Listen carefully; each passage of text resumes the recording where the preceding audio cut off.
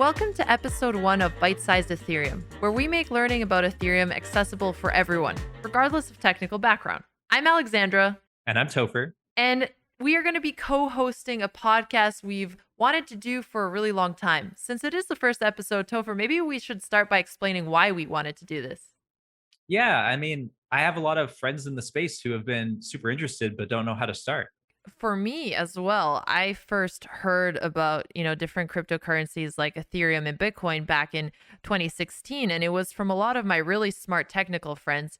And, ever since I've been really interested in the subject, but it is so difficult to learn online, especially if you have a full-time job like I do. I'm always streaming and making content. And I was so lucky to have you, somebody who's been working in the space for the last 5 years, and my friend actually be able to explain these things in more depth, that I thought, well, we have to share this with people who want to be able to learn a little bit more casually as well. Yeah, that's really kind of you to say. A lot of my friends don't know which educational resources to start with, and it's really not obvious where to start because a lot of the educational resources are either one of two things. They're either for super technical people, which isn't very helpful for people who don't know much about the space at all, or they're actually like a get rich quick scheme that's masked as educational content. And so then it's not very helpful in actually understanding the underlying concepts. Which is actually what we're going to be doing today. We're going to be talking about what Ethereum is, how it works, and how it compares to other blockchains such as Bitcoin. In the future, we're going to be trying to cover recent events as well. Yeah, but this time we're trying to make this episode more timeless or whatever. So we'll skip the current events part just for today. And right before we get started, I just want to be transparent and let everybody know that we do own Ether and that this podcast should not be taken as financial advice. Let's get started.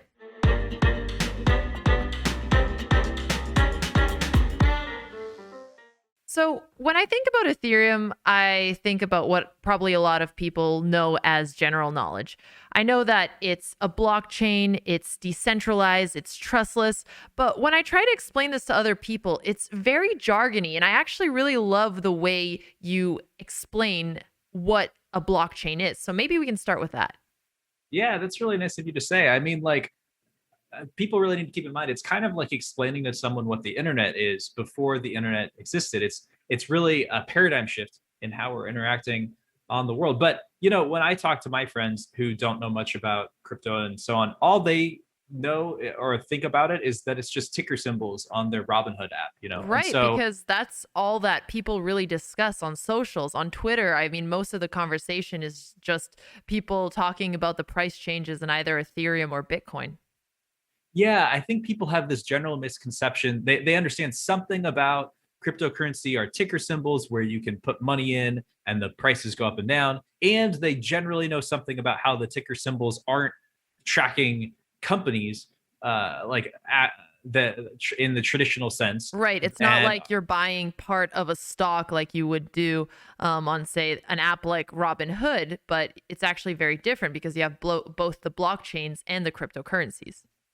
yeah, and so I think people just generally have a vague understanding that it seems less official than normal stocks and that you can somehow put money in and it goes up and down and so on. I think that's the extent of a lot of people's understanding. And that's really a shame, which is why we have this podcast, because actually not all cryptocurrencies are made equal. And in particular, this thing called Ethereum actually is enabling sort of like the next internet, sort of like the next phase, similar to how when the internet came out, it changed absolutely everything. It wasn't just another medium of communication, but it became the primary way that we all communicate. And similarly, Ethereum and the blockchain changes the way that we transact as opposed to how we communicate. Right. And I think that's how Ethereum is often regarded in the cryptocurrency space, as the blockchain with the best technology. But maybe you can explain a bit about what's going on under the hood. Sure, yeah. To understand what's going on under the hood, you first, before understanding the what, you need to understand the why. So why do we care? Why is this a buzzword that's been going around a lot? And I think the best way to understand it is to think about property, how property originally was and what it can be now. So I don't know, way back in the day, property was maybe just like what you could get your hands on, what was right around you, and what you could fight other people off so that you could hang on to it. And Then slowly, we as a society were like, that's not really going to work. Instead, we need these things called property rights, and we need to like write down on certain pieces of paper that are kept maybe over here with the government, maybe over here with the company or whatever. Write down who owns what, and then like we have a court system to intervene if anyone disobeys this correspondence of who owns what. But what a blockchain ultimately enables is, instead of you having all these small pieces of paper in different places, you have one giant shared piece of paper that says who owns what. And so you don't need to have all these coordination problems between different people. Right. And anybody can check to see what is written on that piece of paper. And I guess the property in this situation, when it's online, can be anything. It could be some part of a financial system, it could be something like an NFT that is pertaining to art rights. Yeah, I mean, one of the important things to know about this giant shared piece of paper that is this blockchain is that there's no erasers allowed on a blockchain. So a blockchain is a write only situation. So the moment you've written something, it's kind of like writing in pen. Okay. And so we both have writing in pen on this giant shared piece of paper. And then the other really important thing is that if you write something and sign it, no one else can impersonate you. We can know beyond a shadow of a doubt that it was you who signed this particular thing. And so that's really helpful in building things on top of that. That makes a lot of sense in terms of a general blockchain. And of course, there are a lot of different blockchains out there. Most notably, there's Bitcoin and there's Ethereum. Maybe you can talk a little bit about the differences between these two. Sure. Yeah. I mean, at a very high level, Bitcoin is kind of like a calculator, and Ethereum's kind of like an iPhone, in the sense that a calculator does one thing really, really well, and an iPhone can do any sort of thing that you could possibly imagine. So an iPhone has a calculator app on it, but it has a bunch of other apps that do other things. So Bitcoin does one particular task, and that task is keeping track of who owns how much Bitcoin, the currency. Okay, so there's Bitcoin, the blockchain, and Bitcoin, the currency. And all the Bitcoin blockchain does is track how much each person has of this currency, and allows you to buy, send it, and receive it, and so on. Ethereum has that functionality, who owns how much Ether, which is the currency on Ethereum. But then Ethereum also lets you build any sort of app that you want on top of it. So it's not just sending and receiving this native asset, but it's also whatever else you could possibly imagine that could be useful to have on this global shared piece of paper. Okay, so it seems like you see Ethereum eventually becoming the main blockchain, which is basically implying that it is the best one out there. And a lot of what I've heard about this argument online is about, of course, the technology and having an ecosystem around it, also how it's becoming more energy efficient. And we've heard a lot about that on the news lately, especially with Elon denouncing Bitcoin because it's not as energy efficient. And on top of that, I know Ethereum is also working on making itself more scalable, because right now, the kinds of fees you would have to pay to use it have been extremely expensive. Maybe you can go a little bit more into why you think Ethereum is going to end up being the prominent blockchain. Yeah, I mean, we'll talk about the environmental impact in a second and the scalability that you just mentioned. But I think the primary reason why Ethereum will probably be the base level that everyone converges upon is that it's credibly neutral. And so what I mean by that is, like, the internet that ended up winning, there was a bunch of different internet contenders that were competing early on, but the one that ended up winning was the one that was most open and most accepting of anyone being able to build on it, and the one that had the least permissions, or the least privileged actors, and so on. And so a lot of the competitors to Ethereum either aren't as expressive as it is, or they are in some ways not as credibly neutral, not as accepting of anyone being able to build on top of this thing. Credibly neutral and allowing anyone to build on top of them. So does that mean that Bitcoin, for example, you can't build on top of their blockchain? You can't build as much as you can on Ethereum. So, like I was saying about the calculator versus iPhone analogy, Bitcoin's just the way that it functions, its scripting language is not expressive enough to be able to make any sort of agreement that you want with another person.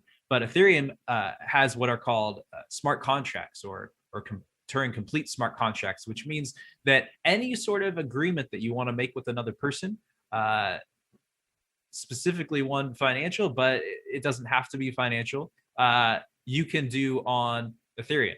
And this is both, I mentioned blockchain technology, but also really the digital signature thing, the thing that when you sign it, you can prove that you are absolutely the person who signed this particular thing, and it would take entire nations to try to counterfeit your signature, and even so they wouldn't be able to. That lets you make any sort of agreement that you would normally have had to rely on like a piece of paper and courts to enforce or something like that. We can instead do purely using computer code. Right. And smart contracts was one of the really big innovations that Ethereum came up with when it first launched. And I know there's a lot of Ethereum competitors out there as well, but they're certainly lacking in terms of even the tokens that have been built on top of them or the devs in the community. Why do you think, let's say, maybe not Bitcoin, but other Ethereum competitors are not going to end up being the leading blockchain? Yeah, I mean, I mentioned the credible neutrality, which means that you're not biasing your particular network to privilege certain people or certain actors. You're not requiring especially large hardware to be able to run this blockchain. But there's also just network effects. There was originally Bitcoin, and then there were a few application specific blockchains. So the equivalent of making an entire new internet for Facebook or an entire new internet for Twitter, people made an entire new blockchain for something called Namecoin, which was for domain names. So that you were supposed to be able to buy and sell and trade www.whatever.com. And it doesn't make sense to have an entire network for just that. So Ethereum came along and said, let's just have a generalized network where people could build any sort of application they want on top of it. And that started really garnering a lot of respect and admiration from a lot of technical people in the space, and that's why it's really taken off. And it's kind of the central point everyone is converging upon. Well, it really sounds like we are talking about all of Ethereum's praises here, and I want to make sure that we're keeping this as as objective as possible. And I know that's something that you always do. And of course, we are simplifying things a little bit as we're starting to try to make it accessible for anyone, even if they're non-technical. But one thing I do want to make sure we touch upon is what are some of the arguments against Ethereum? Yeah. Well, as things currently stand, because it's a giant shared piece of paper and everyone wants to put some data on there, because you want to have your little agreement. I think an example might be if you and I want to, I don't know, trade some apples or something, and I want to say, hey, Always I have 10 trading apples. apples. We can trade anything, but we pick apples. I like it. I love I that this love is it. always Yeah. for the So examples. Yeah. So I have 10 apples and I want to sell you five or something. So I want to write on this giant shared piece of paper, but a bunch of other people are trying to write their stuff on it too. So ultimately, we can't have this piece of paper be infinitely big, because if we did that, we would need infinitely large computers to keep track of this or whatever. And the way a blockchain works, it's actually being kept track of in multiple different places simultaneously. And you want it to be small enough that even just your everyday laptop can keep track of this thing. So you really can't put a huge amount of data on there. At least you can't naively put it on there. So if I naively just wanted to write, Topher has 10 apples that he wants to offer to Alexandra, that would that would be taking up space that other people have more important things to write on there. So there has to be a fee mechanism in place for paying to have your data recorded on this write-only giant shared piece of paper. And as things currently stand with how it is created, it's getting increasingly expensive to write stuff on this piece of paper. But the good news is there are some cool things that allow you to compress a lot of your data down so that you take up a lot less space. And so it costs you a lot less to write your stuff on it. Got it. So then, just to summarize and make sure that I understood, it's basically as more people start using it, a scalability issue with being able to actually put your information on this shared blockchain. But as you're starting to compress, it's going to become more efficient in the long run. Yeah, exactly. Got it. Okay, that makes sense. And I know that in later episodes, we're going to dive a little bit more into a lot of misconceptions. But one that I've actually heard a lot recently is that, if anything were to happen to Bitcoin as the most well known cryptocurrency right now, it would really influence Ethereum. Is that a valid argument, or are there any existential threats you think of? No, I don't think that it's the case that whatever happens to Bitcoin will happen to everything else, because ultimately Bitcoin is a different network and it does just one thing. But ultimately, I think that will be antiquated as time goes on. And what about the existential threat part? What would you say the scariest threat to Ethereum is? Oh, okay. So the scariest threat used to be something like regulation. people shutting it down. But increasingly, there are so many people high up, both in government and just those who are ultra wealthy, having vested interest in cryptocurrency that I don't think any of the public blockchains, these credibly neutral ones, like Bitcoin and Ethereum, I don't think anyone's going to succeed at shutting those down or whatever. Additionally, the technology for how they work, the cryptographic underpinnings of it, that's all public knowledge now. So you can't really shut it down in certain respects. You more have to try to figure out how we're going to make laws work with all of this.